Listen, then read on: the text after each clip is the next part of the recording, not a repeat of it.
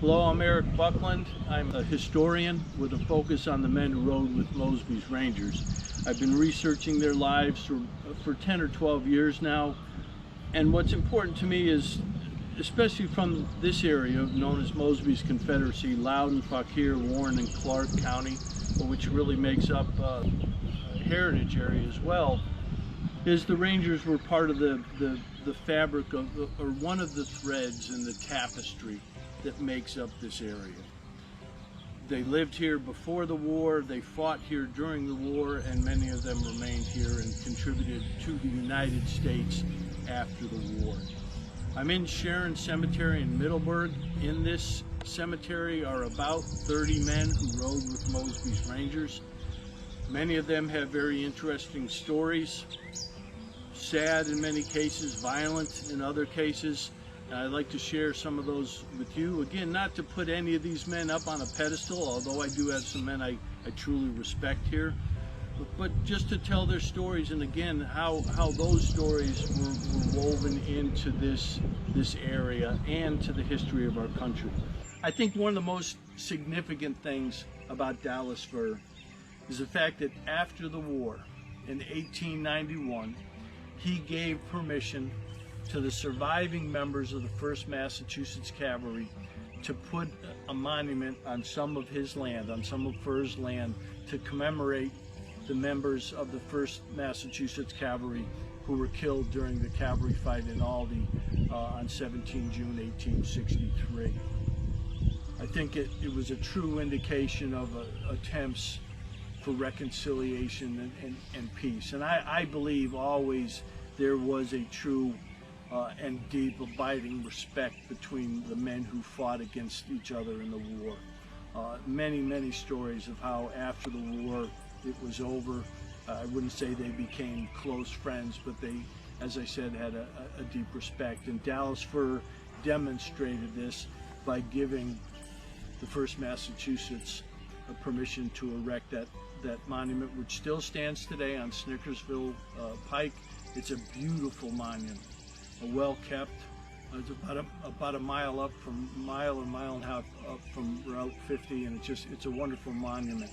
They say that at the ceremony, an ornamental chair was given to Dallas Fir in thanks from the 1st Massachusetts.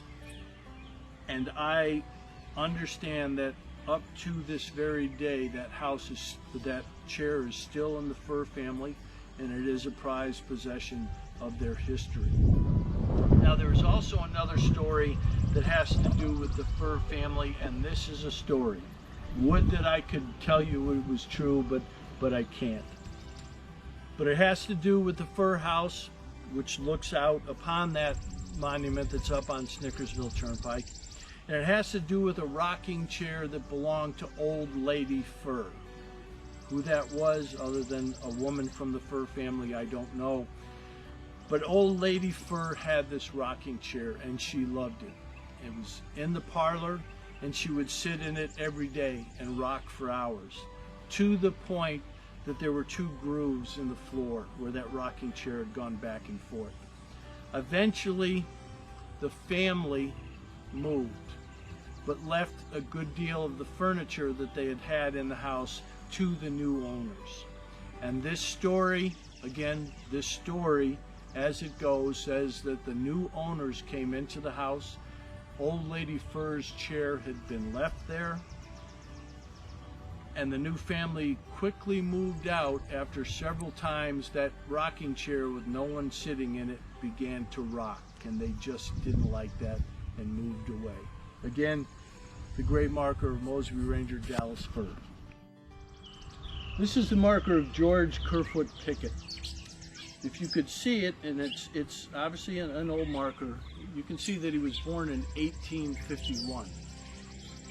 He was no more than 13 years of age when he was with the Rangers, and there is no question that he was with the Rangers. It may have been in the capacity of a courier, where he was running messages back and forth, but he was considered to be part of the command. After the war, Pickett would move into Fairfax County. And he would become very, very involved in the Chamber of Commerce. He was a very successful man, well respected, well known. Would be on the Board of Supervisors several times, and in fact would become the president or the chairman of the Fairfax County Board of Supervisors for one term.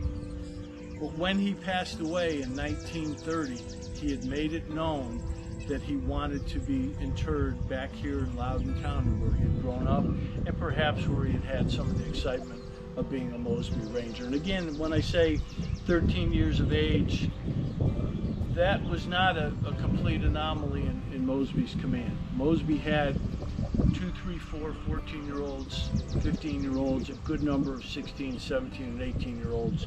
But as far as I know, George Kerfwood Pickett was the youngest man in Mosby's command.